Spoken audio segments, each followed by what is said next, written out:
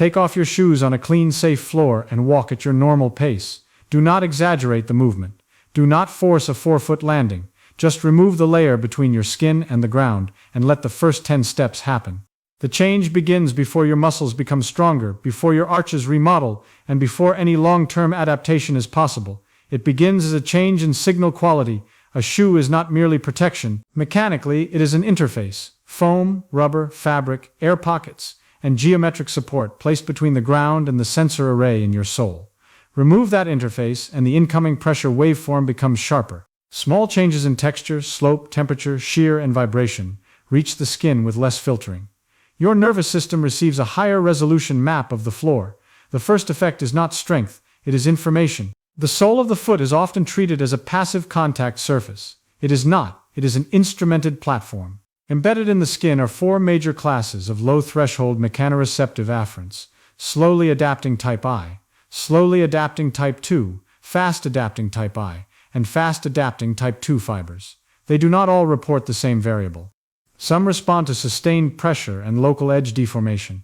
Some respond to skin stretch. Some respond to changing contact. Some respond strongly to vibration.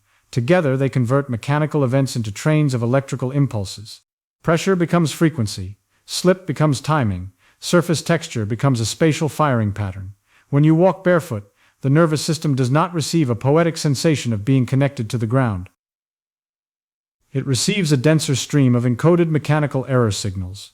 Those signals arrive at a control system that must keep several hundred kilograms of force moving through a base smaller than a sheet of paper. During every step, your center of mass moves forward, while one foot repeatedly becomes the only support. The body is therefore an inverted pendulum mounted on a moving platform. Stability depends on detecting where pressure is building under the heel, metatarsal heads, lateral border, and toes, then adjusting torque at the ankle, knee, hip, and trunk, before the error becomes visible. Experiments that vibrate specific regions of the sole can make a standing person tilt in predictable directions because the nervous system interprets vibration as a change in pressure. In one classic experiment involving 10 adults, the direction of whole-body tilt depended on which plantar region was stimulated. The sole was functioning as a dynamometric map, not metaphorically, mechanically. A shoe changes that map. Cushioning spreads a local pressure spike across a larger area and a longer time. A stiff outsole reduces the bending and twisting that would otherwise deform the skin. A raised heel changes ankle geometry before the foot even touches the floor. None of this makes shoes bad. It makes them filters. A filter can protect a sensor from overload while also removing detail. Barefoot walking reverses that trade. The sole feels more, but it is also exposed to more. The control system immediately has to decide whether the increased signal represents useful terrain information, harmless novelty, or a threat. That is why the first barefoot steps often become slower, shorter, and quieter, without a conscious command. Your brain is reducing the gain of the movement until it understands the new input. This is the first mechanism operating during those 10 minutes. Sensory recalibration. The nervous system maintains an internal prediction of what each step should feel like. With shoes, it expects a particular delay between heel contact and pressure spreading toward the forefoot. It expects the sole to bend by a certain amount. It expects specific vibrations to be attenuated. Remove the shoe and prediction error rises. The floor feels harder because the rate of loading reaches the skin differently. Small stones feel larger because the pressure is less distributed. The toes may spread or grip because lateral shear is more obvious. Over several minutes, the controller updates. Movements that were initially cautious become smoother. This is not a permanent rewiring event. It is a short-term adjustment of motor output to a different sensor configuration. The evidence for the importance of plantar sensation is direct. Researchers have reduced sensation in the soles with local anesthetic and then measured how people respond to unexpected disturbances while walking. In one study of 22 participants, reducing plantar cutaneous feedback altered predictive and feedback adjustments during repeated surface perturbations. Other experiments found that when sole sensation was diminished, the distribution of corrective torque shifted between the ankles, hips, and trunk. The body did not simply fall, it changed strategy. That distinction matters. Your balance system is redundant. Vision, the vestibular organs, muscle spindles, joint receptors, and plantar skin all contribute. Barefoot walking does not switch balance on. Balance was already running. It changes the weight assigned to one input channel. Now the mechanical structure under that sensor array begins to matter. A human foot contains 26 bones arranged into a deformable truss. It must perform two contradictory jobs inside the same second. At contact, it must yield enough to match the ground, absorb energy, and distribute pressure. At push-off, it must stiffen enough to transmit force from the calf into the floor. A permanently rigid foot would strike like a block. A permanently flexible foot would collapse like a rope bridge. The living foot changes stiffness under load. It is a variable geometry spring, a segmented beam, and a torque converter operating at the end of the leg. For decades, the longitudinal arch received most of the attention. Then mechanical work led by Madhusudan Venkatesan showed that the transverse arch, the curvature running across the width of the foot, contributes more than 40% of the foot's longitudinal stiffness. The principle is visible in a banknote. Hold a flat note by one end and it droops. Curl it across its width and it becomes much harder to bend lengthwise. The material did not change, the geometry changed. Your forefoot uses the same shell principle. The metatarsals and the tissues connecting them create curvature that resists collapse. Each barefoot step loads this structure directly, allowing the sole, joints, ligaments, and muscles to negotiate how much the foot should deform. The arch is not merely a passive spring. Muscle changes its operating state. Fine wire electromyography has shown that intrinsic muscles inside the foot activate during walking with timing that supports both stabilization and propulsion. In a study of 13 healthy men, the abductor hallucis and quadratus plantae began activating earlier than some of the larger extrinsic muscles whose tendons enter the foot from the lower leg. During late propulsion, activity in several extrinsic muscles declined, while intrinsic muscles remained active. The small muscles were not decorative. They were holding the geometry of the lever while force moved through it. Barefoot walking exposes that lever to a different pressure pattern, so the timing and magnitude of muscle activity can change even during the first session. But 10 minutes does not build a stronger foot in the way 8 weeks of repeated loading might. Protein synthesis, tendon adaptation, muscle hypertrophy, and bone remodeling require repeated exposure and recovery. A single barefoot walk can recruit muscles differently. It cannot manufacture new muscle tissue on command. This is where many explanations fail. They confuse activation with adaptation. Turning on a motor is not the same as replacing it with a larger motor. The immediate effect is neural and mechanical. Different fibers are recruited, joint angles change, and pressure moves through different paths. Strength is a delayed response to repeated demand, not a sensation that appears because the floor feels intense. There is a second mechanism operating at the same time. Gait geometry changes. People who are accustomed to cushioned footwear often make subtle adjustments when barefoot. The foot may contact the ground in a flatter position. Step length may shorten, cadence may change.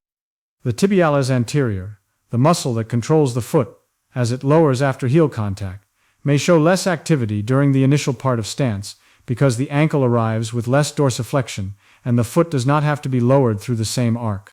A study of 70 adults from 20 to 87 years old found that barefoot and minimalist conditions changed ankle kinematics and lower leg muscle activation compared with conventional footwear.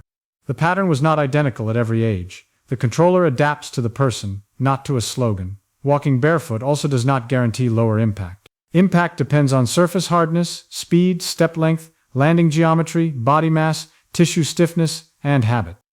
In running, habitually barefoot people often use forefoot or midfoot strike patterns that reduce the sharp collision transient associated with a rear foot strike. That finding, published by Daniel Lieberman and colleagues in Nature in 2010, is frequently transferred carelessly from running to walking. Walking is different. Most walking still begins with the rear portion of the foot, and the total load cannot disappear. The ground must support your body. Barefoot walking can change how rapidly force develops and where it travels, but it does not cancel Newton's third law. You push on the ground pushes back. Footwear can also change forces above the foot. In one walking study, shoes were associated with a 6.5% increase in stride length and a 9.7% increase in the first peak knee varus moment compared with barefoot walking. That does not prove that shoes damage knees. It shows that changing the interface at the foot changes the torque distribution through the entire lower limb. A longer stride moves the contact point farther from the body's center of mass. That increases lever arms. Larger lever arms can increase joint moments even when body weight is unchanged. Barefoot walking often shortens the lever. The knee, hip, and ankle then operate under a different moment curve. Small geometry changes propagate upward. This is why the sensation in your feet can alter movement at your hips. The body is not a stack of independent hinges, it is a linked kinetic chain. When the heel lands slightly closer to the body, the braking demand changes. When the ankle is less dorsiflexed, the tibia advances differently. When the toes can extend and spread without a narrow toe box, the base of support changes shape. When the arch deforms, the tibia rotates through coupled joint motion. The nervous system sees all of it as one control problem. A change at the lowest contact point changes the boundary conditions of the entire machine. Now consider the toes. During late stance, the heel rises and the toes extend. This tensions the plantar fascia, a thick band of connective tissue running from the heel toward the forefoot. The traditional explanation describes a windlass. The fascia winds around the metatarsal heads, shortens the distance between heel and forefoot, raises the arch, and stiffens the foot for push-off. The mechanism is real, but the simple version is incomplete. High-speed X-ray research has shown that the plantar fascia also stretches and recoils, and other experiments indicate that active contraction from plantar flexors and intrinsic foot muscles is a major source of foot stiffening during walking. The foot is not a passive cable system. It is a cable system with powered tension control. Barefoot walking changes how clearly the toes participate. In a thick, stiff shoe, the sole may bend at a location determined partly by the shoe. Barefoot, the metatarsophalangeal joints bend according to the foot and the floor. The toes receive direct pressure and shear. They can contribute to stability near push-off, especially when the center of pressure moves forward. This does not mean every toe suddenly becomes stronger in 10 minutes. It means the controller can use them more directly. A toe that has been mechanically enclosed is not asleep. It is operating under constrained boundary conditions. Remove the constraint, and the available degrees of freedom increase. More freedom is not automatically better. Every additional degree of freedom creates another variable the nervous system must control. A stiff shoe can be useful when tissue is injured, the surface is dangerous, or the foot cannot tolerate deformation. A flexible barefoot condition demands more from skin, joints, tendons, and muscles. That demand can be training when the system has capacity. It can be irritation when the system does not. The same load can be a signal for adaptation or a source of damage depending on dose, tissue state, and recovery. 10 minutes is not a universal dose. For one person it is trivial.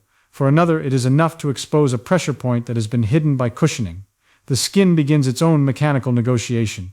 Barefoot pressure produces local compression and shear in the epidermis. Repeated over days and weeks, this can lead to thicker callus in regions that experience high load. Callus is often described as dead material that blocks sensation.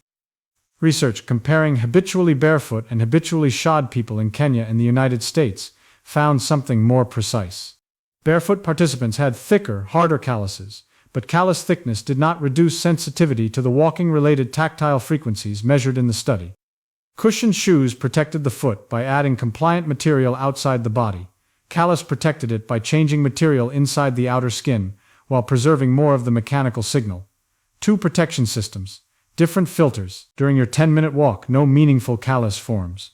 Keratinocytes do not build a protective layer in 600 seconds. What changes is the load history recorded by the tissue. Cells experience deformation. Local blood vessels respond to pressure and release. The skin warms through friction and perfusion. Sweat changes surface friction.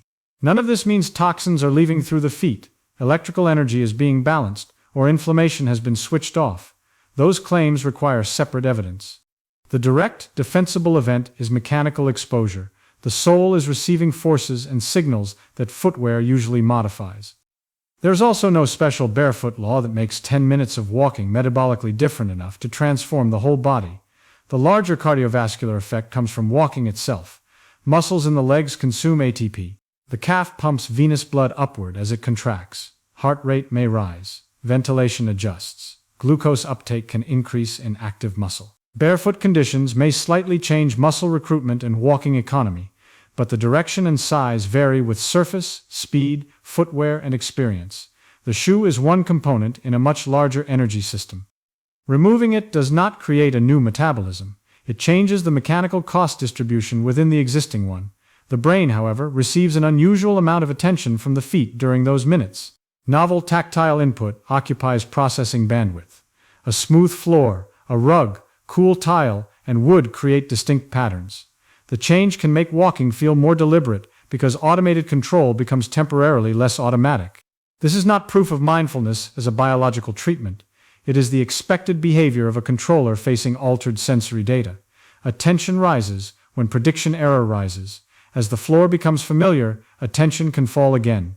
The experience feels immediate because it is immediate. The nervous system is recalculating contact, not discovering a hidden spiritual circuit. And here is where the story becomes more useful than the claim. In 2020, Venkatesan and colleagues did not study barefoot walking as a wellness ritual. They treated the foot as a mechanical problem. They built physical models, analyzed cadaveric feet, measured living feet, and derived a curvature parameter to explain stiffness. Their results shifted attention from a familiar structure, the longitudinal arch, toward a neglected one, the transverse arch. More than 40% of longitudinal stiffness could be attributed to curvature across the foot. The importance of the finding came from refusing to accept a simple explanation for a machine that had been oversimplified. The same caution applies to barefoot walking.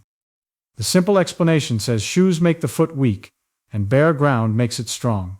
The data are not that clean. Some studies find differences in muscle size, mobility, sensory input, or gait between habitually barefoot and heavily shod groups. Other studies find small effects, individual responses, or benefits from both barefoot and shod training.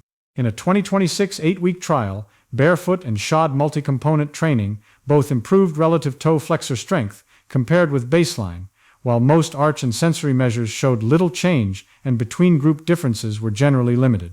Training mattered. Bare feet were not the only route. Now the evidence, calibration. The immediate increase in tactile input is well supported.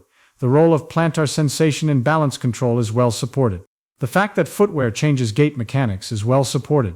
The foot's variable stiffness, transverse arch contribution, intrinsic muscle activity, and plantar fascia mechanics are supported by direct biomechanical measurements. The claim that one 10-minute barefoot walk permanently strengthens the feet is not supported. The claim that it realigns the entire body is not supported. The claim that it improves circulation more than the same amount of ordinary walking is not established. The claim that it cures pain is unsafe, because pain can come from incompatible causes. The safe interpretation is narrower and more mechanical. 10 minutes barefoot on a controlled surface acts like a short sensor and movement challenge. It exposes the sole to unfiltered pressure patterns. It asks the nervous system to recalibrate. It allows the foot to deform without the stiffness and geometry imposed by a shoe. It may alter step length, ankle position, muscle timing, and pressure distribution. It gives the small muscles and toes a different control problem. That is enough. A real mechanism does not need an exaggerated promise. The boundary conditions matter. A clean indoor floor, a level grass surface inspected for hazards, or another predictable environment reduces the chance that useful loading becomes puncture, burn, or abrasion. Hot pavement, broken glass, sharp gravel, contaminated soil, and unfamiliar terrain change the calculation.